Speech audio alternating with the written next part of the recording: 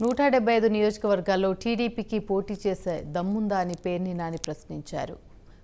Why not Pulivendula అంటూ cinema డైలాగులు కాదని నేరుగా చంద్రబాబు పులివెందులలో పోటీకి దిగాలని పేర్ని నాని ఆహ్వానించారు.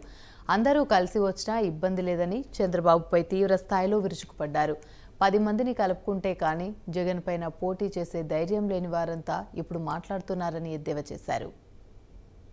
అసలు ముందు నేను చంద్రబాబు నాయుడు గారిని ఒకటి ప్రశ్నిస్తున్నాను. 175 నియోజకవర్గాల్లో సైకిల్ గుర్తు ఉంటుందా? ఫ్యాన్ గుర్తు మీద సైకిల్ గుర్తు పోటీ పెడతావా? 175 నియోజకవర్గాలకి 175 నియోజకవర్గాల్లో సైకిల్ గుర్తు పోటీ పెట్టడానికి దిక్కులేని పరిస్థితులు మనం ఉంటే ఏంటి ఓడించేది? ఏం ఓడిస్తావు? ఎలా ఓడిస్తావు? అసలు 175 సీట్లలో పవన్ కళ్యాణ్కి ఎన్ని ఇస్తున్నావు? భారతీయ జనతా పార్టీలో తెలుగుదేశం జెండా మోస్తున్న వాళ్ళకి ఎన్ని ఇస్తావు?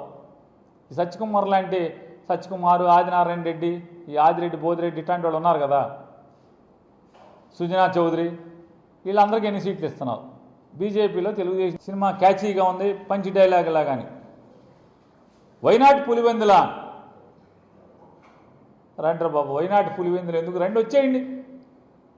ఈ వైనాట్ పులివెందుల అనే వాళ్ళందరినీ కూడా నేను ఆహ్వానిస్తున్నాను.